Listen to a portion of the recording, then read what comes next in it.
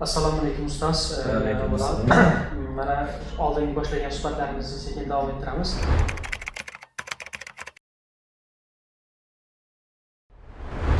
Barcha suhbatlarimiz davomida adabiyot haqida, so'z haqida suhbatlashamiz. Bugun berilgan birinchi savolim shu haqidaki, mana bugungi kunda 20-asrda dunyo shunchalik bir rivojlanib, juda ham bir jadal, tez rivojlanib ketyaptiki, adabiyotga bo'layotgan ehtiyoj tobora bir susayib qolayotganligini ko'rishimiz mumkin. Ya'ni bugungi kunda odamlarni vaqti ko'proq ijtimoiy tarmoqlarda va boshqa umuman jarayonlarda kechyaptiki, adabiyotga ularning vaqti kamroq, umuman ehtiyoji ham sezilmay qolayotgandek tuyulyapti. Shu yaqin yillar davomida, o'tgan yillar davomida Yaponiyaning bosh vaziri hattoki o'sha fanlardan, universitetlardan ijtimoiy gumanitar fanlarni ham olib tashlash kerak degan bir mazmundagi buyruq ham chiqargandi. Umuman bugungi dunyo uchun, jamiyat uchun adabiyot naqadar kerakli va qaysi jihatlarda so'zning qudrati, qaysi jihatlarda muhim deb o'ylaysiz ustoz? Rahmat Quvonchbek, haqiqatan ham o'sha nimani Yaponiya vazirini nimasini qarorini, farmonini men ham o'qigan edim. Shunday buyruq chiqardi deb.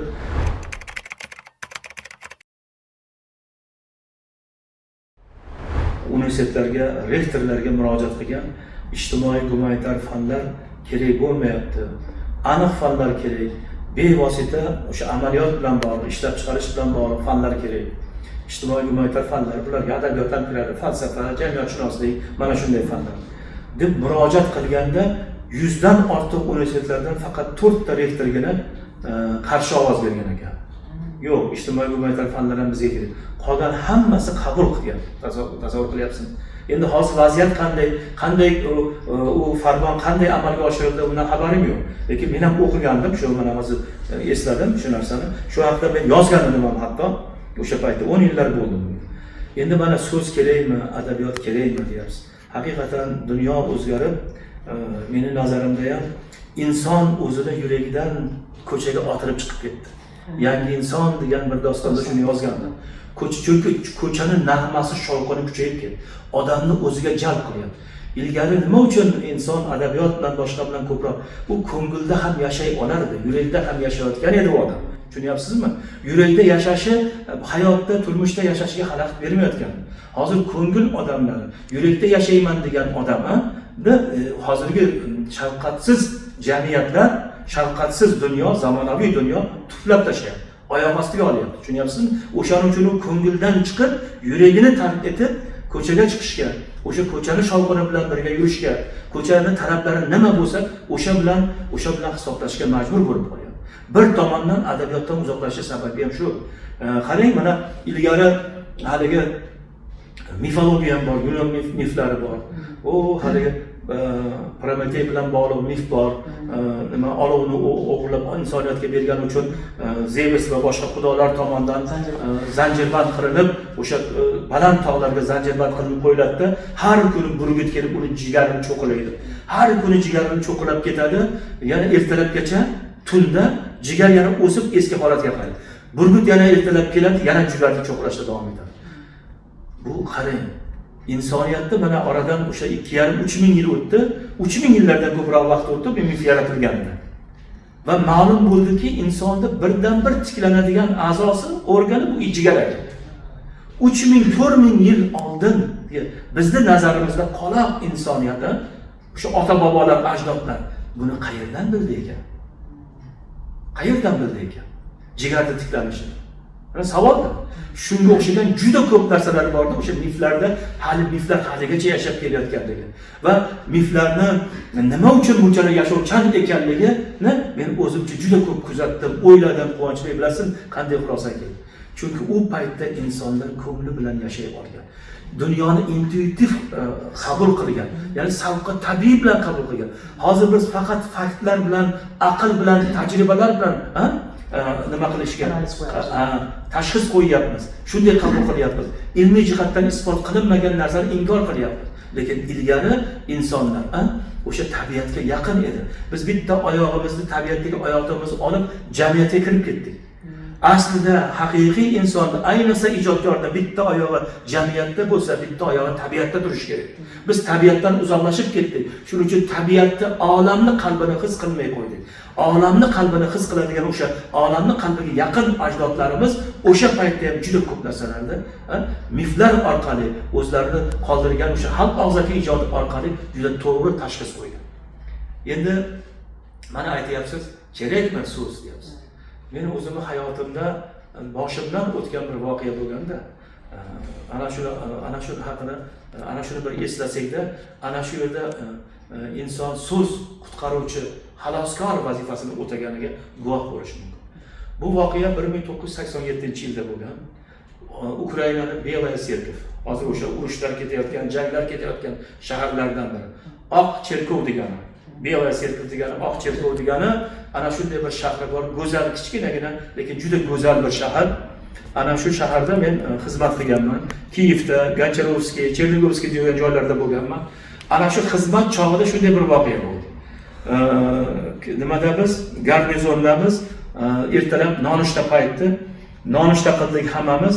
Men endi 1,5 yil, 2 yilga yaqin xizmat qilib qo'yganman, 1,5-2 yil, ketishiga 3 oy qolgan. 6 kishi o'tirib ovqatlanadi. O'sha 6 kishi bilan ovqatlandikda, keyin ovqatlanib bo'lgandan keyin u yerda armiya qonun qoidasiga ko'ra stollarni yig'ishtirish degan buyruq beriladi. U yerda nimasi bo'yicha zvalya deydi, unvoni bo'yicha eng kichkina odam idishtovani yig'ishtirib olib borib qo'yadi. Ana shu yerda serjant ham bor edi, Hivrich nomli serjant bor edi, Ukrain bo'yi ham 2 metr keladigan. Shunda qaradida Hamdamish deyishardi meni, o'sha yerda nimasiga belaruslarga o'xshatib Hamdamish deyishardi. Hamdamish pajasi uberi sostavladi. Endi u mendan keyin kelgan. Lekin armiyaning yozilmagan qonun qoidasi ham bo'ladi-da, Quvonchbek. U yozilgan qonun qoidasiga ko'ra to'g'ri harakat qildi u. Yozilmagan qonun qoidasiga ko'ra men ulardan ko'p xizmat qilganman. Ko'p xizmat qilgan odam dembil deydi, ya'ni oqsoqol deydi. Haligi cherpakni yoki bo'lmasa kerak oz xizmat qilganda buyrug'ini bajarmaydi odatda. Keyin albatta men nohaqman, lekin o'zing yig'ishtir stollar dedim. Ikkalamiz urushib qoldik. Xullas kalom men stollar yig'ishtirmadim, ketdim. Kazarmaga kelgandan keyin Hivrich qabul qila olmabdi, buni qabul qila olmaganda oddiy yefreytor meni buyrug'imni bajarmadi deb oldimga keldi. U yerda men nohaq edim. Endi bu yerda u nohaq bo'ldi. Gap talashdida meni bir mush urdi. Bir mush urdi, keyin men doim haligi nima deydi? Sport bilan juda yaqinligim bor, boks bilan yaqinligim bor, doimiy sport, bizning tog'alarimiz sportchi, ukalarimiz sportchi, sport ichidagi odamman. Bo'yi baland bo'lsa ham, mening bo'yim 1.70, 1.90 bo'ylik. Uni urdim, yiqitdim. O'sha paytda nima starshina kelib qoldi-da, o'sha nimasi kelib qoldi-da, bizdan baland. Uni ajratib oldi. Shu voqea qarang, mayli urush hech narsa emas. Shu voqea bu Kiyev harbiy okrugini general mayori o'sha paytda Plasta maydonda, oldimizdagi maydonda, biz o'sha markazda edik. 3000 kishilik qo'shinni nimadan ko'rikdan o'tkazayotgan ekan. Men o'sha mana bu oynani ortida bo'layotgan. Endi ozgina to'polon bo'lganda nima bo'ldi deb so'ragan, menimcha darhol yetkazishgan. Tavba qilib, shuni yetkazmasa ham bo'ladi. Bu bolalarni, jo'jaxo'rozlarni urushi. Kimdir yetkazgan, qani olib kelmanga o'sha askarni degan. 3000 ta qo'shin turibdi, general mayor turibdi o'sha yerda. U ham shkafdek keladigan devdek odam. Oldiga bordim. Tavarish general mayor Redovoy Hamdamov, Pavashil prikazani pribor. Buyruqingizga ko'ra keldim. Nima bo'ldi soldat? Endi ruscha ketyapti bu yog'i. Ruschasini aytib o'tirmayman, to'g'ri tarjimasini aytaman. Nima bo'ldi? Shunaqa bo'lib qoldi, uzr, kechirasiz. Shuni urushib qoldik ikkita yosh. Desam, "Sen dedi, o'zingdan dedi, unvoni katta odamga qo'l ko'taribsan" dedi. Bu mumkin emas. To'g'ri bilaman, lekin u birinchi boshladida, birinchi boshlasa ham sen yomon javob beribsan dedi. Bo'ldi, boshqa urmayman dedim. Qachon ketasan soldat dedi. Boshqa urmayman desa, sen shunchalar uribsan-ki dedi. Bedniyaga dedi, chut ne ugadil balnisi dedi. Oz qoldi, hozir balnisiga olib ketishadi kasalxonaga dedi. Shunaqa javob beribsan dedi. Boshqa qaytarilmaydi u. Qachon nima qilasan dedi. Erkinlikka qachon ketasan? Askariy xizmating qachon tugaydi? 3 oydan keyin dedi. Hech qanaqasiga askar dedi. 3 minimum 3 go'da bo'lishsiz dedi. Kamida 3 yil o'tirasan dedi. Endi general gumburlagan ovoz bilan man 19 yoshli yigitchaman. Uni oldi kichkina bo'lib turibman 1.70 bo'yi bilan. Keyin u desamam bo'lmaydi, bu desamam bo'lmaydi, ruschani tuzukkina bilardim. Har tomonlama yalinib ko'rdim bo'lmadi. Hech qanaqasiga soldat dedi. Тебя будет исправлять исправительная колония dedi.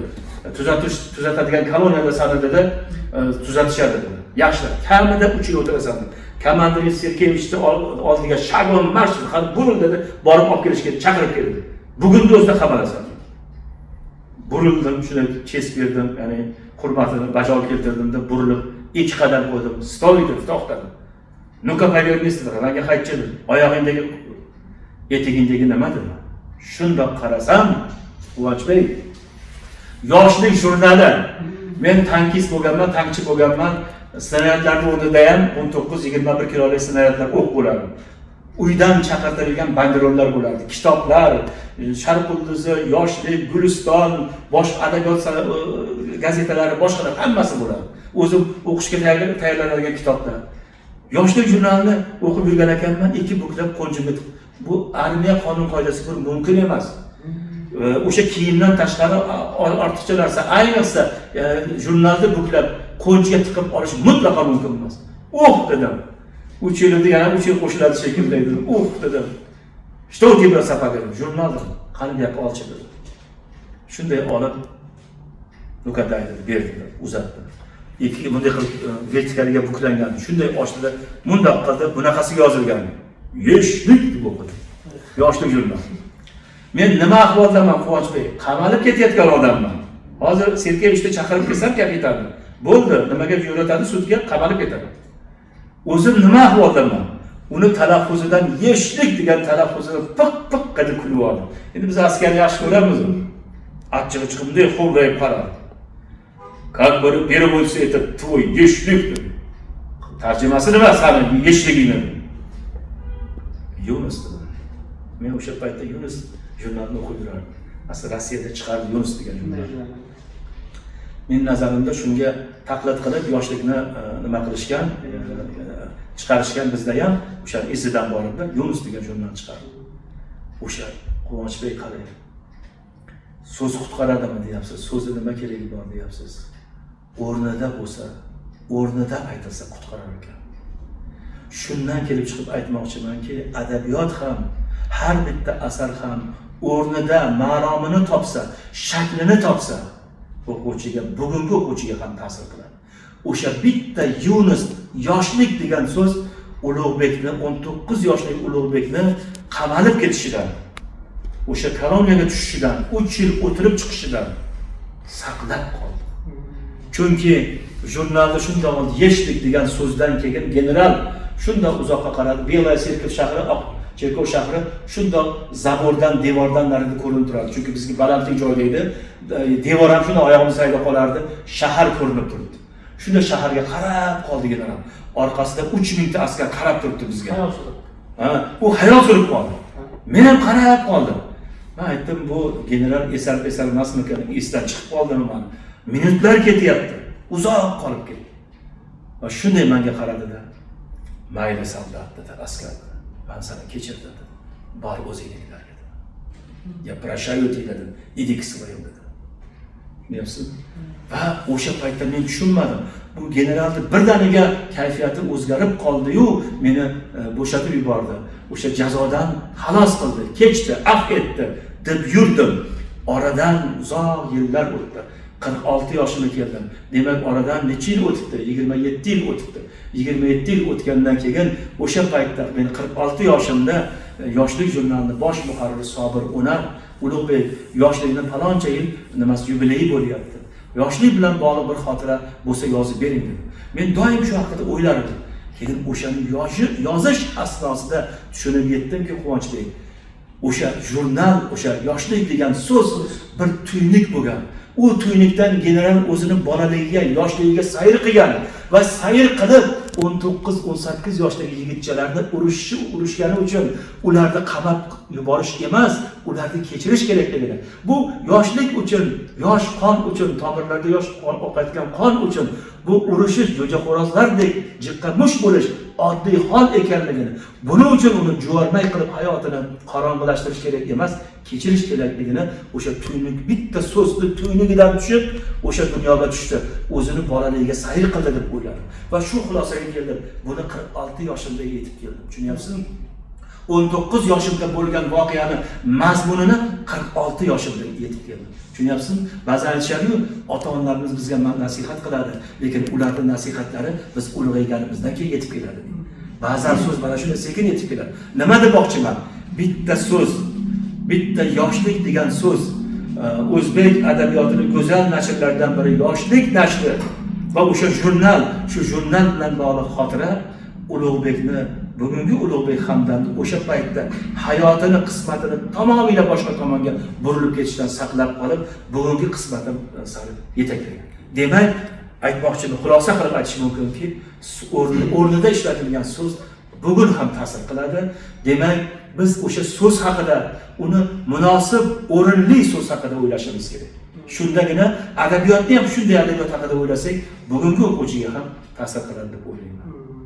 Ustoz, mana o'sha so'zni qudrati, adabiyot qudrati haqida juda yaxshi bilib, hayot bilan o'zingizni hayotingizda sodir bo'lgan bir voqeani aytdingiz. Bugungi kunda ham o'sha adabiyotning qudrati, adabiyot so'zning qudrati qanchalik muhim o'ringa ega va adabiyot o'sha o'zining vazifasini bugungi kunda ham bajaryaptimi? Ya'ni o'sha so'zning qudrati, adabiyotning qudrati qanchalik jamiyat unga ehtiyoj sezyapti? Har doim ham bajara olgani yo'q. Yuqorida mana gaplashdik, juda ko'p sabablarga ko'ra dunyoni o'zgarib ketganligi, o'quvchini boshqa narsalardan, badiiy estetik zavqini boshqa narsalardan olayotganligi. Hozir oddiygina o'sha kichkina qisqa metrajli filmlar, qisqa metrajli epizodik bir rollar, boshqa narsalar, kliplar, mana shu ham qaysidir ma'noda aslida o'zagida so'z bor shularga. So'zni qaysidir ma'noda evrilib, transformatsiyaga uchrab, modifikatsiyaga uchrab boshqa janrlarga o'tishi hodisasini kuzatamiz. Lekin baribir o'shalarning hammasini negizida so'z, adabiyot borligini biz unutmasligimiz kerak. Lekin shunday bo'lsa ham, boshqa shakllarda bo'lsa ham yoki adabiyotning o'zi klassik, mumtoz shaklida, qog'oz va so'z shaklida bo'lsa ham, uni o'quvchiga yetkazish uchun harakat qilaverish kerak. Insonni so'z ayladi judo hayvondan deydi Navoiy bobomiz. Ya'ni so'z insonni hayvondan ajratdi deyapti. Bu nimani xulosani hali hech kim bekor qilgani yo'q. Biz nutq bilan, so'z bilan, ko'ngil bilan, go'zallikni tushunishimiz bilan, go'zallikni himoya qilishimiz bilan boshqa jonivorlardan ajralib turamiz. Bas shunday ekan, biz adabiyotdan yiroqlashadigan bo'lsak, so'zdan, u himoya qilayotgan olamdan yiroqlashadigan bo'lsak, biz inson turi sifatida ham yo'q bo'lamiz, mahv bo'lamiz. Boshqa nimaga evrilib o'tishimiz mumkin, mutatsiyaga aylanishimiz mumkin. Tushunyapsizmi? O'shaning uchun insoniyat baribir adabiyotni, so'zni, san'atni himoya qilaveradi. Bunga biz mahkummiz agar insonning shoh sifatida qolmoqchi bo'lsak. Rahmat ustoz. Bugungi suhbat uchun minnatdorchilik bildiramiz ustoz. Keyingi Xudo xolasa ko'rsatuvlarimizda ham, eshittirishlarimizda ham mana shu adabiyot bilan, so'z bilan bog'liq eshittirishlarimizni davom ettiramiz. Biz bizni kuzatib turgan demak ijtimoiy tarmoqdagi muxlislarga ham ishlariga omad tilaymiz. Rahmat.